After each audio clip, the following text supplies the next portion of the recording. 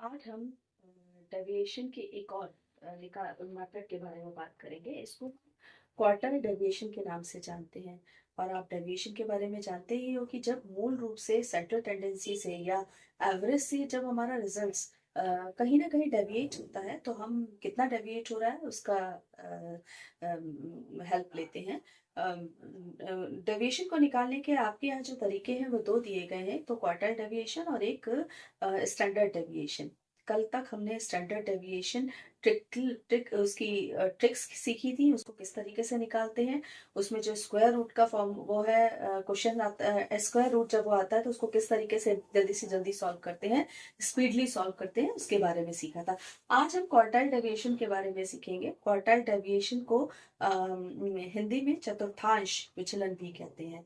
चतुर्थांश विचलन को हम सीखें इससे पहले थोड़ा सा डेविएशन के बारे में जान लेते हैं। सबके बाद चतुर्थांश विचलन ही शुरू करेंगे। देखिए, एक क्लास में 5 बच्चे हैं, जिसमें सपोज कीजिए पहले बच्चे के भी 0 आए मैथ्स में, दूसरे के भी 0, तीसरे के भी 0, चौथे के भी 0 और 5वें बच्चे के 100 आए।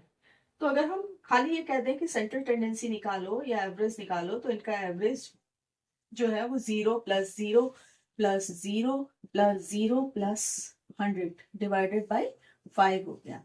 और ये हो गया हमारा 100/5 यानी 20। यानी जो इसका एवरेज है इस क्लास का वो 20 है ना। अब एक दूसरी क्लास है जिसमें बच्चे के मार्क्स जो है वो 20 20 20 20। सेम क्लास है, 5 बच्चे हैं और पांचों के मार्क्स 20 आए हैं, है ना। अब हमने इससे कहा कि एवरेज निकालिए, तो ये हो गया 20 plus 20 plus 20 plus 20 plus 20 divided by 5, और ये हो गया 20। अब अगर आपको किसी क्लास में ये दे रखा है कि जो एक क्लास है जिसमें कि एवरेज, एक क्लास का एवरेज जो है वो 20 है और दूसरे क्लास का एवरेज भी 20 है, तो आप कुछ भी प्रिडिक्शन नहीं कर पाओगे उस क्लास के बारे में। इसका मतलब ये है कि कुछ और किसी और चीज की भी जरूरत पड़ती है, और इसका मतलब ये है कि हमें ये भी देखना पड़ता है कि एवरेज से कितना डेविएट कर रहा है, कितना भटक गया है उसकी जो ओरिजिनल वैल्यू है। तो उस ओरिजिनल वैल्यू को जो हम ये जो भटकन है, विचलन है, डेविएशन है, इसको ही हम निकालते हैं। और इससे हमारी एरर पता चलती है। अगर एरर ज्यादा होती है तो फिर हम वो डाटा नहीं लेते, है ना। जनरली रिसर्च में यूज होता है। जनरली हम ये भी देख लेते हैं, अपनी क्लास में प्रेडिक्शंस के लिए भी हम लोग यूज करते हैं। तो इस डेविएशन को निकालने का एक तरीका स्टैंडर्ड डेविएशन था जो हमने कल तक सीख लिया, पिछली वीडियो में सीख चुके हैं हम। अब जो दूसरा तरीका है वो चतुर्थांश विचलन है। अब चतुर्थांश विचलन को निकालने के लिए हम क्या करते हैं, एक क्लास हमें दी गई है और उस क्लास में सेंट्रल टेंडेंसी दी गई है। सेंट्रल टेंडेंसी है हमारी 90 to 100, 80 to 90, 70 to 80। Question suppose दिया हुआ है हमें, क्लास इंटरवल दिया हुआ है और फ्रीक्वेंसी दी हुई है, और उनसे कहा क्वार्टाइल डेविएशन निकालिए जरा सा इसका। तो क्वार्टाइल डेविएशन निकालने के लिए आप थोड़ा सा ये देख लीजिए कि हमें क्यूमुलेटिव फ्रीक्वेंसी निकालनी पड़ेगी। क्यूमुलेटिव फ्रीक्वेंसी CF, और देखिए नीचे से ऊपर, है ना। तो 10, 24, 24 और 8 और 18, 42, 42 और 15,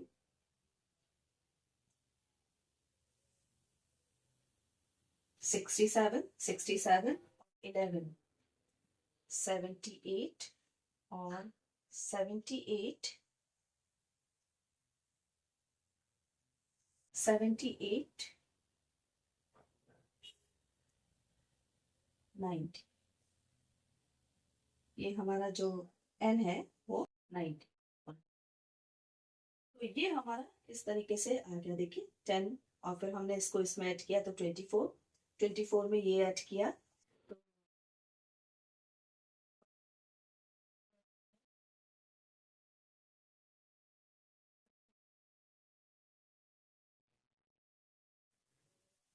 और 57 में फिर हमने 11 ऐड किया तो 68, 68 में 12 ऐड किया तो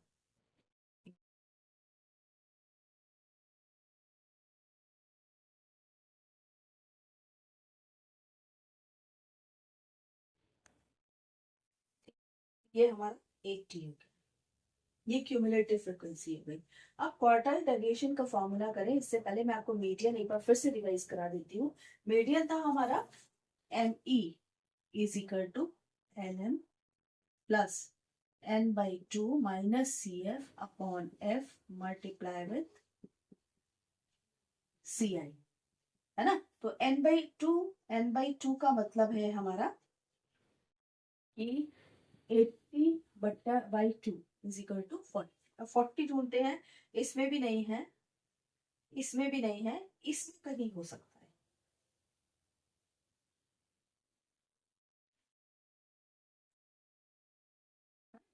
तो हमने इसमें भी क्यों होगा, इसको इसके अंदर कहीं है, ठीक है। तो अब हमने इसको क्या किया कि हमने फॉर्मूला लगाया ME इज इक्वल टू 0.5। देखिए लोअर लिमिट इसकी लेंगे, लोअर लिमिट के बारे में बात हो रही है ना, प्लस N/2, N/2 मतलब हमने लिया। अब हम बात करते हैं Q3 की। तो Q3 हमारा हुआ 3n/4, है ना। तो n/4 यानी 3n/4 यानी 3 मल्टीप्लाई n/4 हमारा कितना आया था 20, तो ये हो गया 60। अब देखिए इससे क्रॉस हो गया, इससे क्रॉस हो गया, इससे क्रॉस हो गया, इससे क्रॉस हो गया, बट इसको क्रॉस नहीं कर पाया 60।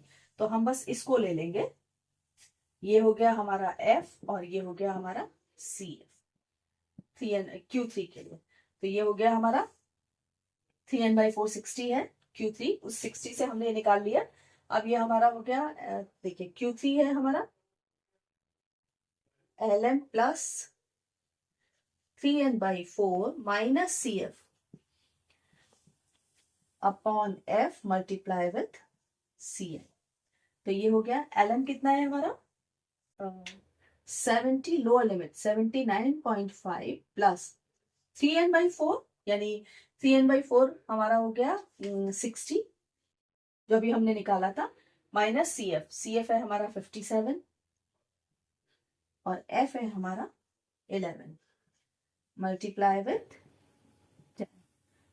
तो ये हमारा हो गया 79.5 plus 30/11। This is equal to 79.5 plus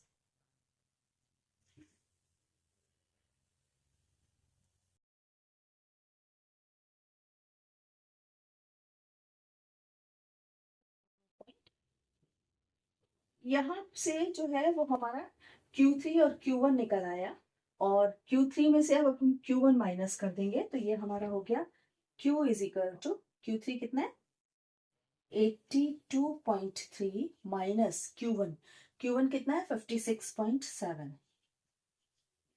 upon 2, 6.5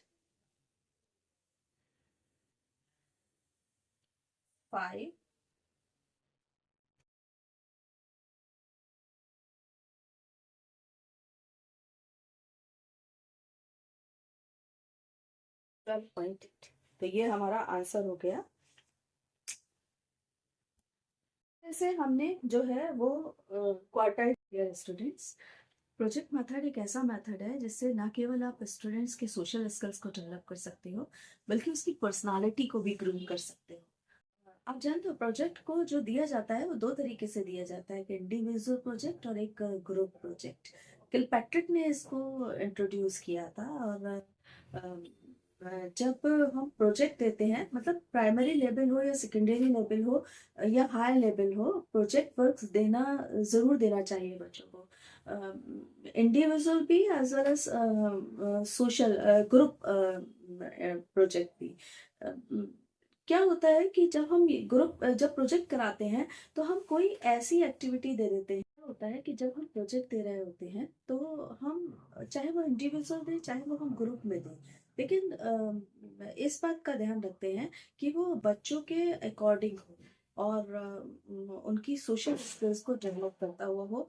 आजकल क्या होता है कि जैसे सिंगल चाइल्ड होने लगे, तो सिंगल चाइल्ड होने की वजह से बच्चों में कहीं सोशल स्किल्स या एक दूसरे को सोशल स्किल्स डेवलप नहीं हो पाती या एक दूसरे को एडजस्ट नहीं कर पाते। अ, अ, तो ये बहुत सारी चीज़ें ऐसी होती हैं, ना उनके अंदर लीडरशिप क्वालिटी आ रह पाती है, क्योंकि लीडरशिप क्वालिटी होने के लिए सोशल स्किल्स का डेवलप होना बहुत ज़रूरी होता है। जबकि सारे स्किल्स उनके अंदर होते हैं, लेकिन वो कहीं ना कहीं जो स्किल्स हैं वो मैच्योर नहीं हो पाते। तो प्रोजेक्ट वर्क दीजिए, कोई ऐसा टॉपिक दीजिए जिससे कि बच्चे की जो स्किल्स है वो मैच्योर हो सके। जैसे सपोज हमने ये बोला, हाई लेवल पर एक प्रोजेक्ट दिया कि किसी कॉलेज को बनने में कितना टाइम लगा, कितने टीचर्स थे उस दौरान, सबके बारे में पता करके आइए। अब बच्चा हर जगह या वो उस पर्टिकुलर ग्रुप हर जगह उस चीज़ को सर्च करने की कोशिश करेगा, उन उन पर्टिकुलर जगह जाएगा जहाँ से कि उसको उससे संबंधित नॉलेज मिल सकती है। नो डाउट, जब तक उसमें वाक पटुता नहीं होगी, उसकी सोशल स्किल डेवलप नहीं होगी, तब तक वो ठीक से पूरा डाटा नहीं ला सकता। तो बहुत ज़रूरी है प्रोजेक्ट वर्क को हर लेवल पे प्रोजेक्ट वर्क को देना, ताकि जो हमारे स्टूडेंट्स हैं उनकी पर्सनालिटी ग्रूम हो सके। मेरी पर्टिकुलर प्यूपल टीचर्स पे से ये रिक्वेस्ट है कि वो बहुत अच्छी तरह से प्रोजेक्ट किस तरह से बन दिया जाता है उसके बारे में पढ़ें और देखें और समझें। अगर आपको पसंद आई हो तो लाइक कीजिए, कमेंट कीजिए और मेरे चैनल को सब्सक्राइब कीजिए। मैं जानती हूँ धीरे धीरे हमारे सब्सक्राइबर बढ़ते ही जा रहे हैं और बहुत जल्द ही हमें एक अच्छी न्यूज़ भी मिलेगी। Thank you.